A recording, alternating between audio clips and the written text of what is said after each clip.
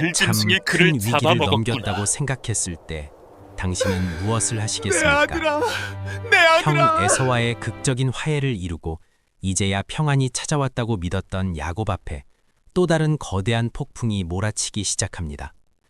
이번에는 외부의 적이 아니라 바로 자신의 가정 안에서 터져나온 비극이었습니다. 지팡이 하나 들고 도망쳤던 야곱이 거부가 되어 돌아왔지만 그의 인생은 여전히 평탄치 않았습니다.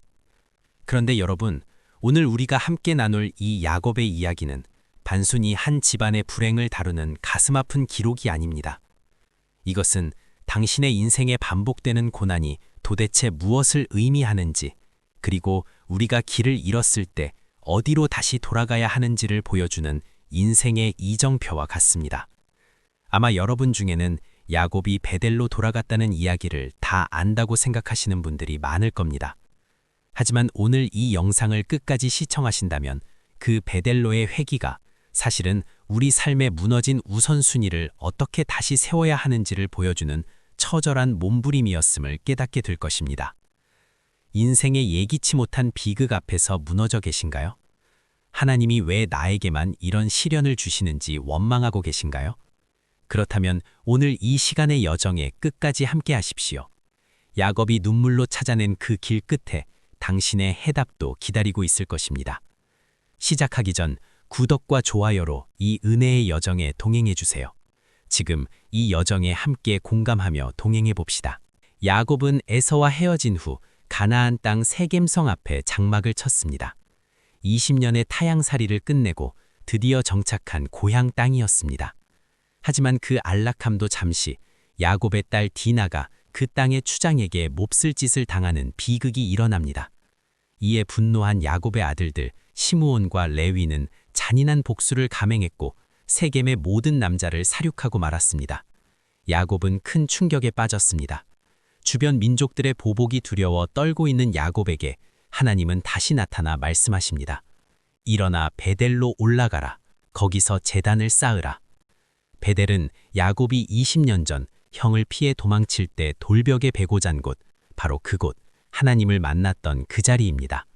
내가 무사히 돌아오면 이곳을 하나님의 집으로 삼겠다고 서원했던 바로 그 자리입니다. 야곱은 성공한 거부가 되어 돌아왔지만 정작 하나님과의 그 약속은 잊고 세겜의 안락함에 머물러 있었던 것입니다. 세겜의 비극은 야곱에게 네가 있어야 할 곳은 여기가 아니라고 외치는 하나님의 아픈 신호였습니다. 야곱은 즉시 가족들에게 모든 우상을 묻어버리게 하고 영적인 대청소를 시작합니다. 마침내 베델에 올라간 야곱은 그곳에 제단을 쌓고 그 이름을 엘 베델, 즉 베델의 하나님이라고 부릅니다. 젊은 날의 야곱은 하나님이 주실 복에만 관심이 있었지만 이제 노년의 야곱은 복을 주시는 하나님, 그분 자체에 집중하기 시작합니다. 베델의 회복을 지나온 야곱에게 또 다른 이별의 슬픔이 찾아옵니다. 베들레헴으로 가는 길에 그가 가장 사랑했던 아내 라헬이 막내 베냐민을 낳다가 세상을 떠나고 맙니다. 14년을 하루같이 사랑했던 여인과의 영원한 이별이었습니다. 뿐만 아니라 얼마 지나지 않아 아버지 이삭도 180세의 나이로 세상을 떠납니다.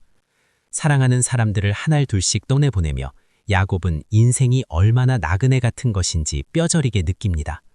하지만 야곱의 시련은 여기서 멈추지 않았습니다. 이제 그의 인생 가장 아픈 손가락인 아들 요셉에 대한 처절한 이야기가 시작됩니다.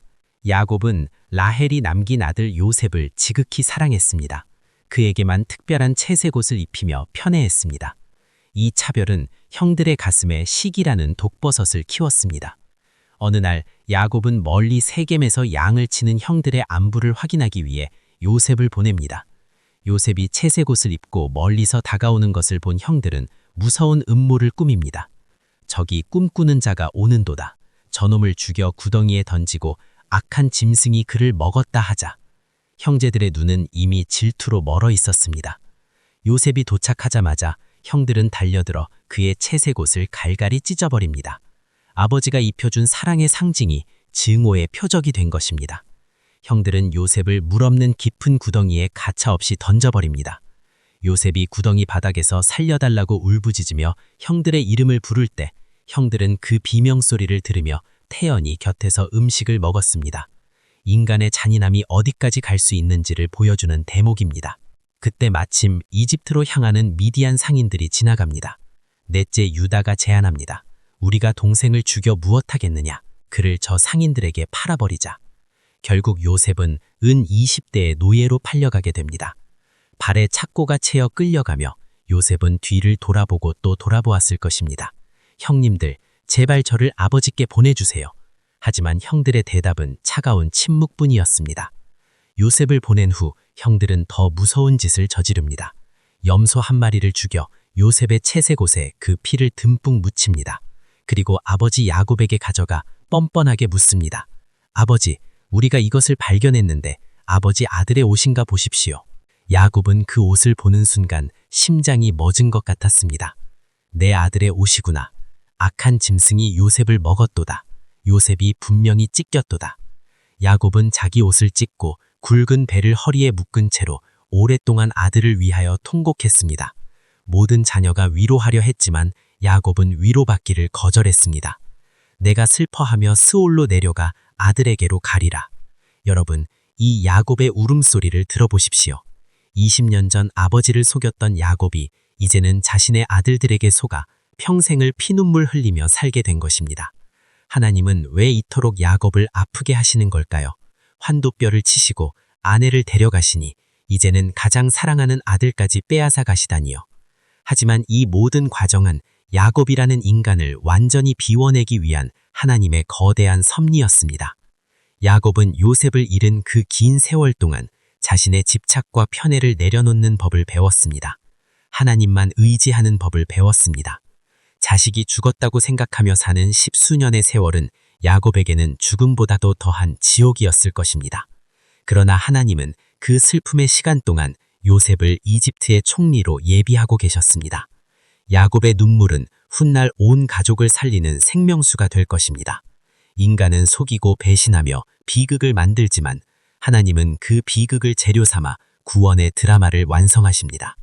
훗날 야곱은 이집트 왕 파라오 앞에서 자신의 인생을 가리켜 험악한 세월을 보냈다고 고백합니다. 그 험악한 세월이 있었기에 야곱은 누군가에게 복을 빌어줄 수 있는 진정한 믿음의 어른으로 성숙할 수 있었습니다. 지금 여러분도 험악한 세월을 지나고 계신가요? 내가 가장 소중히 여기는 것을 잃어버리고 가슴을 치며 울고 계신가요? 야곱의 하나님은 당신의 눈물을 보고 계십니다. 당신이 잃어버린 그 요셉을 하나님은 어딘가에서 미리 준비시키고 계십니다. 당신의 슬픔이 나중에 큰 구원의 웃음으로 바뀔 날이 반드시 옵니다. 야곱이 베델로 돌아갔듯이 당신도 고난의 현장에서 하나님을 붙잡으십시오. 그것이 험악한 세월을 복족의 세월로 바꾸는 유일한 전환점이며 방법입니다. 오늘 야곱의 이 아픈 여정이 여러분의 삶에 깊은 위로가 되었기를 소망합니다. 고난은 결코 우리를 망하게 하려는 것이 아니라 우리를 베델로 부르시는 하나님의 가장 강력한 목소리입니다. 영상이 은혜가 되셨다면 구독과 좋아요 그리고 알림 설정까지 부탁드립니다. 여러분의 작은 응원이 이 위로의 메시지를 더 많은 분에게 전하는 힘이 됩니다. 또한 주변에 고난으로 지쳐있는 분이 있다면 이 영상을 공유해주세요. 야곱의 하나님이 그들의 하나님이 되어주실 것입니다. 다음 시간에는 야곱이 죽은 줄 알았던 요셉을 다시 만나고 온 가족을 구원하며 영광스럽게 생을 마감하는 마지막 축복의 이야기를 들고 오겠습니다. 끝까지 시청해주셔서 감사합니다. 하나님의 평강이 여러분의 무너진 마음 위에 가득하시길 진심으로 기도합니다. 조용히 듣는 기도였습니다. 축복합니다.